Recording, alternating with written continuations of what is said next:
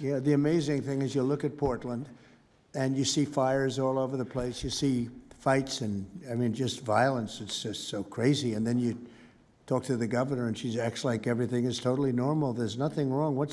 It's almost like, are you waking up from a dream or something?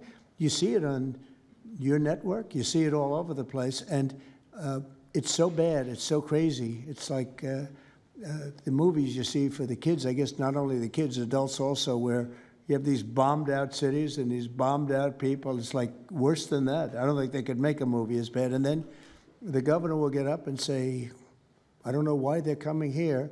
It's such a wonderful place. And the amazing thing is the people want us to be there. The people, when they get the real people that live there, many of them have left, but the real people want us to be. The same thing in Chicago. So they've had 60, 70 murders over a short period of time. Murders, people that got shot. They've had hundreds of people shot. And then a guy like Pritzker, or this low IQ mayor, gets up. I mean, he got up, he's got a 5% approval rating. And the people are all against him. They want people to come. Beautiful black women are wearing a MAGA hat last night on television. Beautiful people. And they said, we don't care who comes, just stop the crime. They don't care, frankly, they don't care if it's National Guard and military. Send in anybody you want, stop the crime. And they're afraid to go out. They can't even go out. And then a guy like Pritzker, think of that. 50, 60, 70 people over a short period of time murdered, actually murdered, mostly gun violence, but knives, but gun violence, they're murdered, and hundreds of people shot. They had one weekend where they had like 18 murdered and 71 shot. But they said, you know what their excuse is? Yeah, but it was a long weekend. In other words, it was a long weekend, so that was okay. And then Pritzker gets up and he says, like, I don't know what they're talking about. We don't have crime here. They're crazy. I think actually they're petrified. You know, their families live there, everything else. I actually think they're scared. Pritzker was a failure in his family. They threw him out of the family business. Guy's a loser.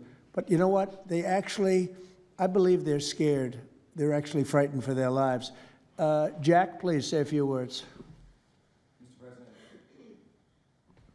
Mr. President, thank you so much for having us here today and holding this roundtable.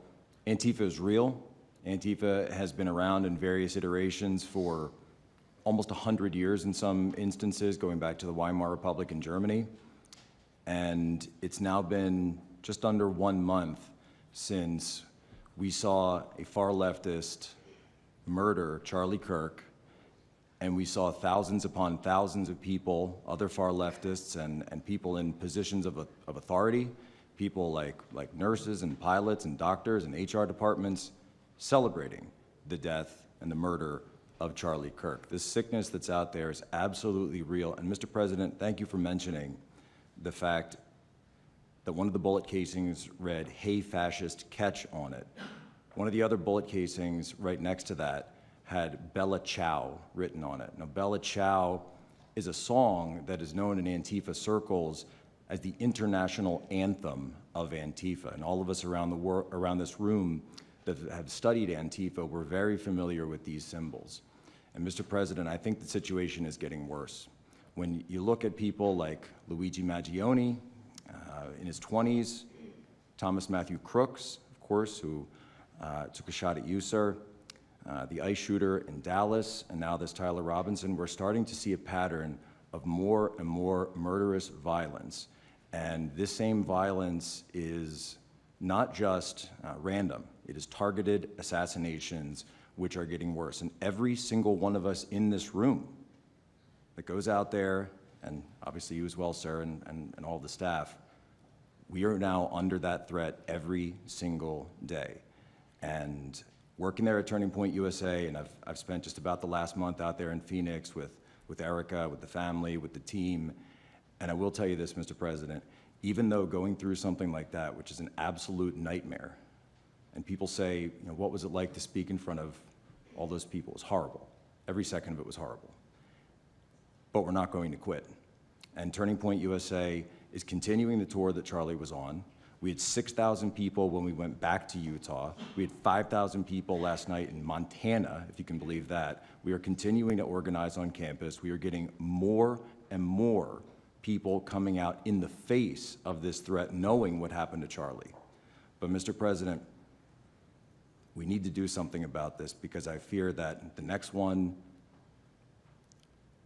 who could be killed could be sitting at this table right now. And we're not going to stop, but they need to stop, and they will not stop until they are stopped. Thank you. Thank you, Jack. I appreciate it very much. One thing I have to say is that Washington, D.C. was almost as bad. I don't know what could be worse than Portland. You don't even have stores anymore. They don't even put glass up. They put plywood on their windows, but most of the retailers have left. But Washington, D.C. was so bad, and Pam, I'd say it took 12 days to really make it pretty good, and a month to make it great. And now people are going out to dinner. The restaurants are booming. They don't have enough seats. They're opening up new restaurants because many of them closed. And people are walking down the street totally safe. A reporter, I'm not sure if she's there. I can't see that somebody reported it. She is. She was violently assaulted. And I don't know, she tends to be somewhat liberal, but she wasn't liberal on this one. I appreciated your honesty, but that won't happen again. It won't happen again. You're lucky you're alive, frankly, with what happened. I know exactly what took place. So Washington, D.C., our capital, we thought we'd start there appropriately, and it's safe, and people are so happy. They're so happy. And now it's a couple of months. I went to dinner there. I felt totally safe. I gave a press conference right in the middle of the street, which I don't think Secret Service was thrilled about. But, you know, I'll tell you what, I wouldn't have wanted to do it 6 months ago.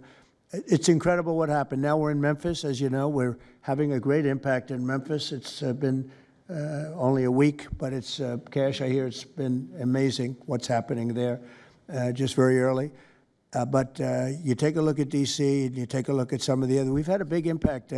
What we haven't said, because Pritzker said, well, crime is going down in Chicago. Well, 5 months ago, Cash went to Chicago with a lot of FBI agents just to prepare it, so that we went in with, I guess you could call it a surge, call it whatever you want, but would be even more effective. And we're going to be doing that, and very, very strongly doing that, because Chicago is a very unsafe city. It's a great city. The head of the Union Pacific Railroad said, sir, please save Chicago. It's a great city. It can be saved. Other cities are gone. I mean, they're lost. They can get better, but they're just really, they've been so decimated. But I'm so proud of what they've done so quickly in D.C., and it's taking place quickly in Memphis, where we were asked to go by the mayor and by the governor. And it's really incredible what we can do and how fast we can do it. Let's go for two more. Would you like to go? And then Katie, you'll go. Okay, please. Yeah, thank you, Mr. President, for having us here. And not to sound like a broken record, but it needs to be said that Antifa is real. Yeah. It's real. It's a threat. I just saw them last weekend over in Portland while they're causing mayhem over there. And the reason why they're such